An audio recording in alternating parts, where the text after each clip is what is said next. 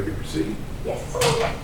Our next case is Leroy Cobb versus Pico Energy, 240787. And we had 20 minutes per side allotted for that. Councilman, you ready to proceed? Yes, sir.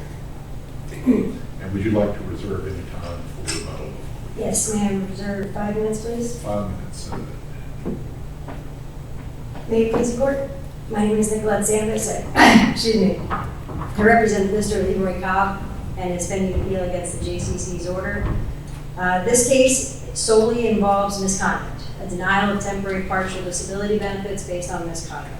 So the sole issue we're talking about is a finding of misconduct versus a termination for what is repeated in the record for off-target behavior. So misconduct versus essentially cause. I'm not here arguing that Mr. Cobb was not justified in being terminated. That's not the argument. The issue here is strictly a question of law regarding whether there was an appropriate finding of misconduct in the case. I'm going to jump in with you right there. All right. And obviously, we're going to dig down into the misconduct definition, comp versus unemployment. And I know in your brief you argued that the JCC was required to interpret misconduct identically to the Florida Unemployment Act, and citing the Thorkelson, Goldstein, et cetera, and so forth. One of the questions I have for both of you that I didn't see addressed in the briefs nor in the JCC's order is the change that we had to the unemployment misconduct definition that was effective in 2011. Changed the definition of misconduct for unemployment purposes, broadened it arguably to a much lower standard for unemployment. But, to me, what's significant is, had the legislature intended to amend the unemployment statute, but also carry that amendment over to comp, they could have done so, and they didn't. We still have, in Chapter 440, the same misconduct definition we've had.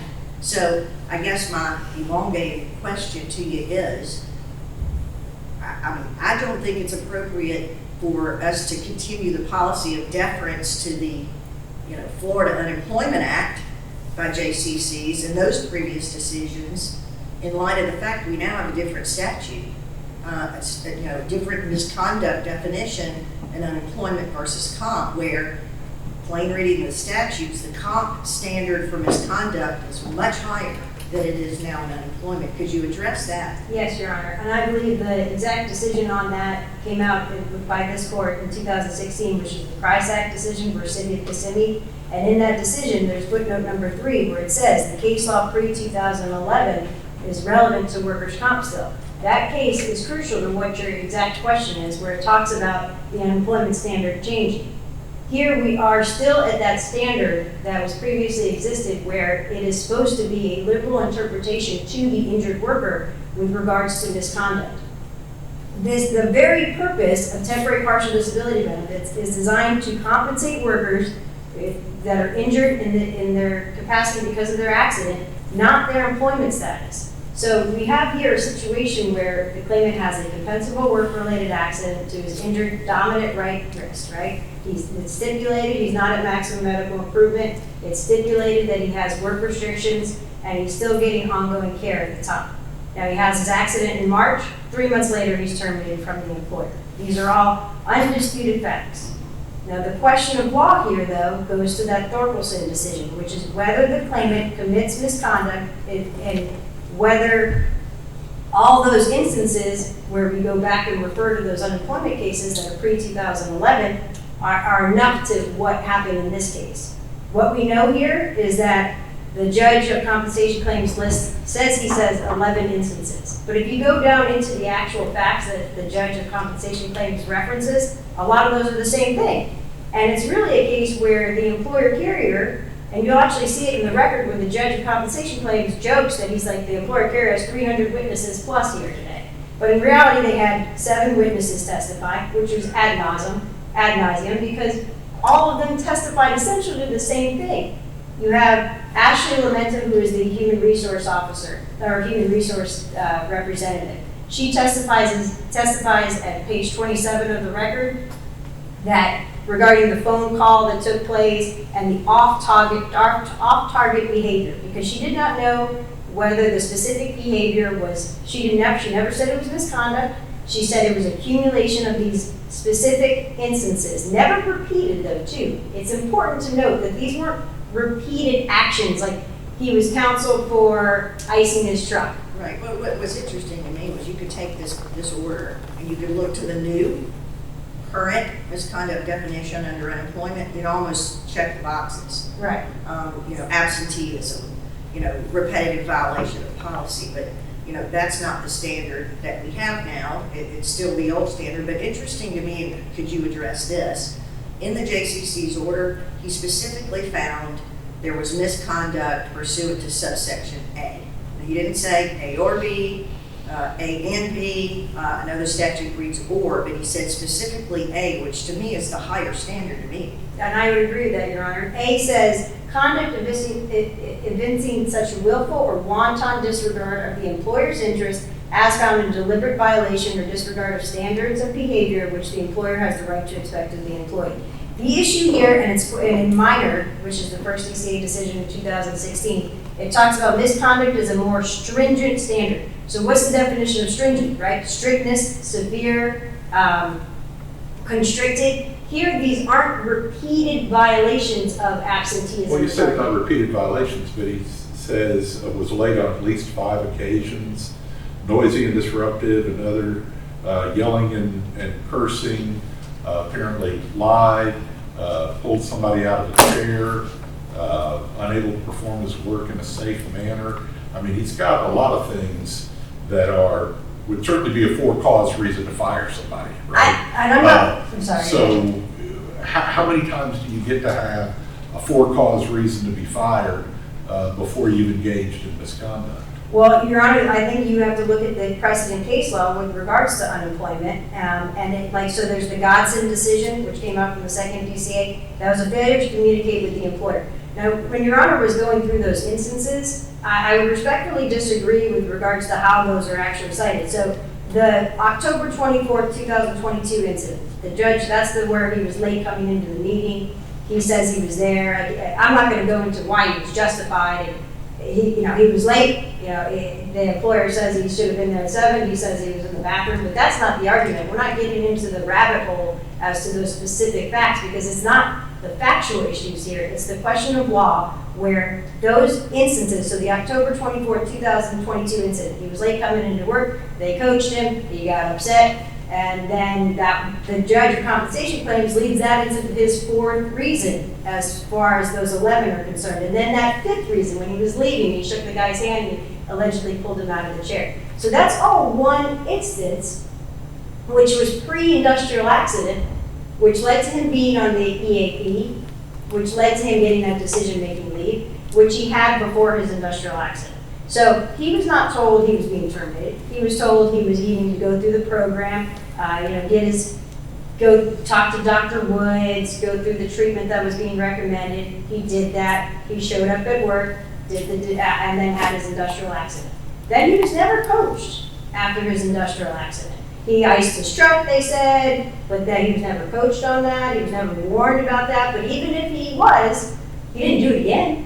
He only did it once, right? That's not the repeated instances that are required in the precedent case law. So you have the Grossman decision, which was also not found to be misconduct, which was a single act, was not sufficient. Falling asleep on the job. Some single act would be sufficient. I mean, like if you beat up your boss, right? That would be one act. You don't get to beat him up twice, right? Then one act would be sufficient, right? I guess it depends on the incident. So there is a finding like dishonesty in that Severland decision, which was from the first DCA. That was the one with the detention officer, and he lied about checking on his inmates, right? So that's dishonesty. That equals misconduct. We don't have dishonesty here. We have the claimant who's been working for this company since 2021, and he gets coached, he doesn't do it again. He gets coached, he doesn't do it again. So then there's another instance, the Long decision, which was from 1978, but it's second DCA. That one, they did find misconduct, but that was 22 separate instances of excessive tardiness and unsatisfactory performances and continual warning. Can I follow up on Judge Thomas's question on the definition, statutory definition of misconduct? If it's not misconduct under A, or can we analyze it and see if it's misconduct under B to be a tipsy coachman basis to affirm? In that if it does, I'm not saying it does, but if it does meet the definition under B, even if it doesn't meet under A, wouldn't that be a basis to affirm? I don't believe, Your Honor, that that's appropriate, given the fact that the judge found under A, and the judge is the trier of fact, right? So the judge found under A. I would argue that either A or B, he doesn't meet those standards, because even B goes into carelessness or negligence of such a degree and reoccurrence as to manifest that culpability and wrongful intent, and even references evil design. The judge of compensation claims even references in his order that there was no evil design here. It was and I want to go back to the wording, and I'm not saying that there's magic words that are necessary here, but it's important to reference that all of those witnesses, the repeated volume over substance, the quantity over quality that they presented with the redundant witnesses at the final hearing, they all said off-target behavior. LaMentia said at 147 in the record, the tardiness was off-target behavior. At 173 in the record, she says it was the truck incident when he was calling his bank was the catalyst for the off-target behavior that subsequently led to his termination.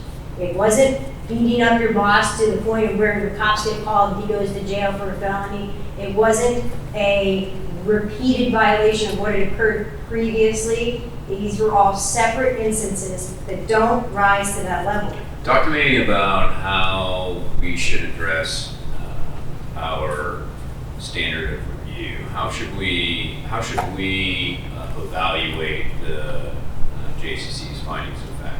De novo, Your Honor, and I think that that's clear in the Thorkel decision, where it says that the JCC is required to interpret misconduct the same as unemployment, which was not done here, and that Thorkelson decision says that it is whether the claimant commits misconduct is a question of law. Now, like I said earlier, I'm not getting into whether he was justified in his actions or not, because this was a termination for cause. It wasn't a termination for misconduct. It didn't rise to that level. I think that there's key language from the prior unemployment decisions that are still relevant, according to that Chrysler versus City of Kissimmee case. Just as it relates to A or B.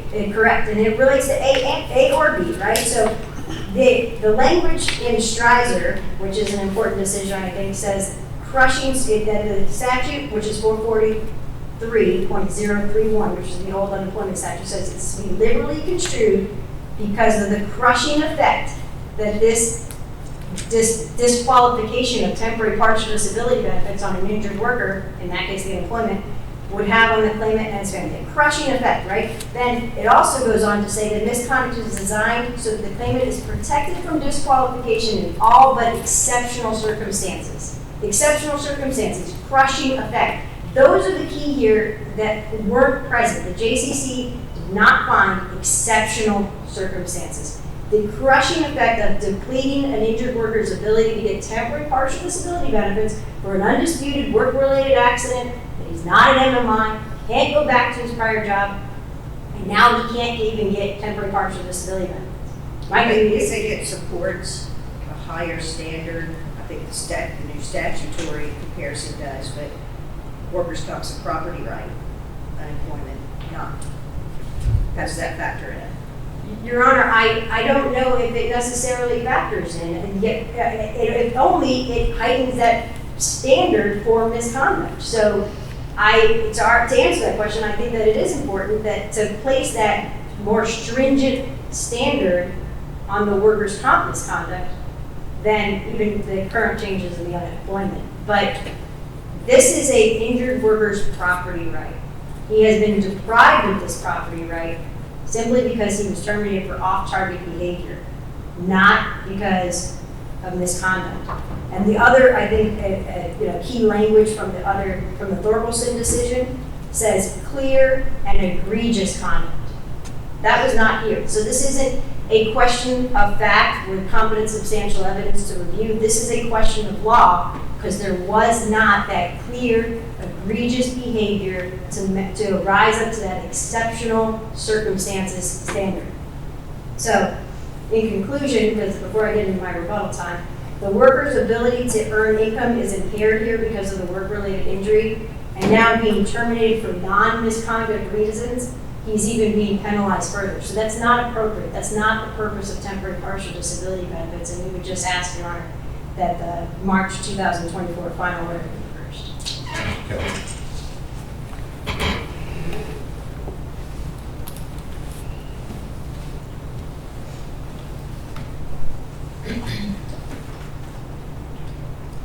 May it please the court, my name is Gwen Jacobs of Bennett Jacobs and Adams. I represent the appellee, Tico Energy, relative to the March 9th, 2024 order by Judge Anthony, wherein he denied the temporary partial disability benefits that we heard about here today. Judge Anthony, in reaching that conclusion, made findings of fact that were supported by competent and substantial evidence in the record. And under the Thorkelson case, although the question of misconduct is a matter of law, it is the findings of fact on which that legal question is based that if it's accepted, that have to be accepted when supported by competent substantial evidence, as is the case here. So it sounds though like at least part of the argument is assuming the facts that were found, right? So assuming there's competent substantial evidence, assuming the findings, just that those facts have been applied incorrectly, right? And that's for that's where our de novo review would be, right? Correct. Because in this particular case, Judge Anthony spent a substantial portion of his order outlining the evidence that was presented in support of the defense of misconduct, and found that each of them combined together met the standard for purposes of misconduct. Could you address for me, because, everyone still continues to cite Thorkelson, Goldstein, some of those old cases that we should be persuaded and adhere to the Florida unemployment, the JCC should adhere to the unemployment decisions, but no recognition that we've had this statutory change. So could you address for me your thoughts on how, this affects at least the judge's order, because he's citing to Thorkelson and to these cases that are pre-change, and seemingly the legislative change to unemployment was not carried over to comp. So does that mean we've that's attention to, we've got a much higher standard for misconduct in comp than compared to unemployment? Sure, and I believe that these cases predated that change, and the citations that the judge made relative specifically to Thorkelson was as to the argument made by the employee that, hey, by the way, I was awarded unemployment compensation benefits, and so therefore I could not have been discharged for purposes of misconduct because they found that I was entitled to unemployment compensation benefits. And the judge rejected that argument mainly because that wasn't the unemployment compensation's finding relative to the award of unemployment benefits. It was awarded because TICO didn't receive notice that he had applied for unemployment and did not have notice that it was awarded and that they were entitled to submit information.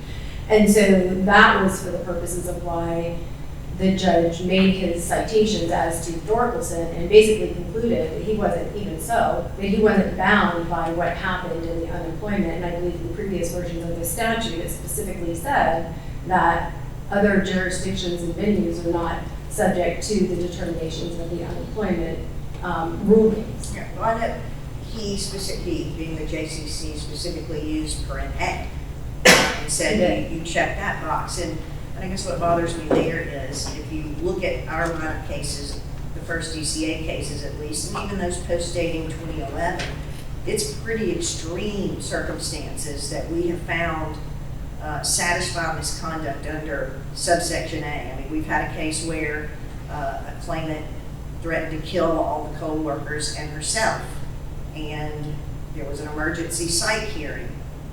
The employer lets the claimant go out of fear for the co-workers, and our court said that's not misconduct sufficient to bar your TPD. Sure, and I agree. Great. I mean, the cases we've had, it has been a high bar under subsection A to find misconduct. So why does this case, under A qualify? I'm not sure that I'm agreeing that as a matter of law, the JCC applied the standard correctly. Right, so, and he specifically was very clear throughout his entire order and throughout the entire hearing that this wasn't just you did a bad thing and you got terminated. It was definitely holding us to that higher standard.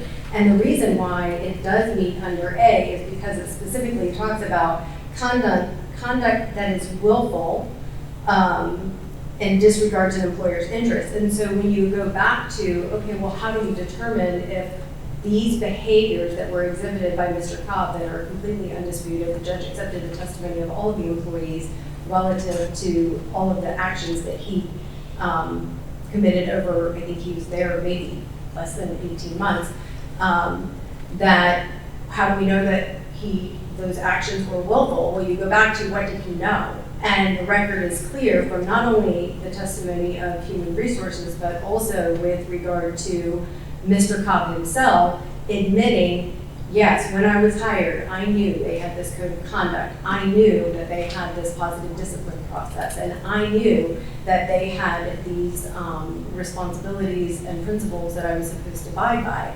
And throughout his testimony, it is clear that he knew the conduct and the behavior that the employer expected of him for him to remain a TICO employee.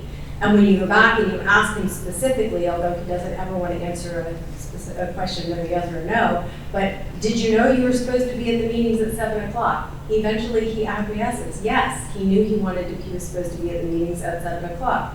Did you know that you're not supposed to be doing personal things on company time? Yes, I knew I'm not supposed to be doing those personal things on company time. Okay, and most of all, relative to deliberate and intentional was the behavior that he exhibited towards the end. It was like one of the 7th or 8th events that required, again, supervisors to go out and have conversations with him, is while he is, after his accident, working in a modified duty capacity, takes it upon himself to go into a vehicle that was not in use for the day, that he would not even be assigned to, nor should he be around, puts up a safety vest to hide. That is the testimony. That's the undisputed testimony from all of the employees, and that is what the judge found, is that he went into that vehicle to hide. He was supposed to be working. So I'm taking from your argument that we obviously, so this takes it from arguably termination for cause to satisfaction of misconduct under subsection A, willful, because of the repetitiveness. Because I guess your best argument for me to satisfy that willful. Sure. And so when it's willful, it is when an employee knows I'm supposed to do X. They've told me I'm supposed to do X. Those are the insubordination cases. Again, prior to the amendments to the unemployment statute in 2016, they talk about multiple instances of insubordination. They talk about dishonesty. I don't know how more dishonest you can be when you're getting paid your full wages for an entire day, and instead of coming to work, you decide you want to go around and run errands. Or when you get to work, you want to go ahead and fill your cooler with ice. Or when you're supposed to be working, you want to go run a vehicle that you're not supposed to be in, turn it on, lock it out so nobody knows you're there. There's nothing more dishonest about that. But yes, to your point is, willful is he knew, and the testimony supports and the record supports, that on each of those occasions, he knew what he was supposed to do, but he didn't. He did what he wanted to do. And with regard to the, for cause and the semantics of target and off-target behaviors, target and off-target behaviors are unique to this insured, this employer. It's something that they came up with in the positive discipline process in order for the employees to take action on their own instead of being treated like a school child. So in this particular scenario, it wasn't the first day he was late. It wasn't 2 minutes late. It wasn't the 3rd or the 4th day. Somebody goes and has a conversation with him and says, hey, it would have been a quick 5-minute conversation, but it wasn't a 5-minute conversation. because he didn't want to take responsibility, and he didn't want to be a team player, and he didn't want to do what it was that he was expected to do. It's good enough. All I have to do is be in the yard, check the cameras. There's a lot of excuses about, I'm not in the meeting at 7 o'clock, and he's deflecting to everything else. But at the end of the day, were you supposed to be in the meeting at 7? Yes. Were you? No, I think, sometimes I want to qualify that we're not talking about, this is an employment case. So we're not deciding whether there's damages because somebody was correctly terminated. This applies to wages, loss of wages for workers' comp benefits, loss of income. So why do you think that the legislature has remained or kept this misconduct definition as a willful and such a high bar? Why in this context? We're not talking about employment case, we're talking about loss of income. Sure. So my thoughts, with this higher standard, it does deprive him to some degree of benefits that he would otherwise be eligible for and entitled to under the statute, but for his own actions. So at some point, there's consequence that somebody has to pay as a result of their behavior. And so I think that there's a balance with the current language of the statute, and the legislature elected not to change it. And so they feel like it has to be under the most extreme or higher circumstances for an employee to be divested not only of his job, because in Florida, right to work state, these are basis for termination, but also then for him to be devoid of his temporary partial disability benefits. And I think the balance is somewhere in between finding a situation where an employer like this one, who accommodates modified duty for their employees, they're self-insured, they're paying them their full wages. And when they come to work, the expectation is for them to be able to come to work and for them to be able to have the benefit of not having to pay temporary partial disability benefits and still have a productive employee. And statistically, the reason for bringing somebody back to work is to keep them engaged, to keep them with their group, right? And so employers make extra efforts to keep employees working in a modified duty capacity to the extent that they can be productive and produce and still stay a part of the group and not feel left out for the many months while they recover from an injury. Yet, they also shouldn't be held captive by virtue of having to then pay somebody who doesn't want to perform, who doesn't want to behave, who doesn't want to toe the line. It's almost as if Mr. Cobb was on the right side of the road, and every time he went across the line, they'd say, hey, come on, get back. And he did, to some degree, and then he just decided he didn't want to. So at what point is the employer, which goes to your point of the standard, then punished because he wants to drive on the wrong side of the road and they need him on the right side of the road? But then they have to decide, well, if we send him home, then we're paying him to stay home and do nothing. If we disagree with you and find 440.02 27A is not met, what do we do? Do we send it back to the JCC to see if B is met, or do we determine whether B is met? I think that with the competent substantial evidence standard, and misconduct is a question of law, but with the competent substantial evidence standard, I think that you have the ability to go back and defer to the judge relative to what he found as competent substantial evidence of misconduct. But to that point, we've gone and no unemployment cases, although we've shared the same language in the statute until the changes in 2016, ever address the initial paragraph of that definition, which goes on to talk about this as misconduct includes, but is not limited to, A and B. So it's not necessarily limited to just A and B. We have guidance as a result of this unemployment statute that we mirrored when this section of the statute was included because it wasn't always here. But to some degree, nobody has ever really tested, nor has anybody come under the, hey, these are two examples, but it's not exclusive. There can be other things that otherwise qualify. Can I ask you, your opposing counsel mentioned that a number of these incidents occurred before the date of injury. Some of the things, and some of the more egregious ones, like, conceivably battery on a coworker employee.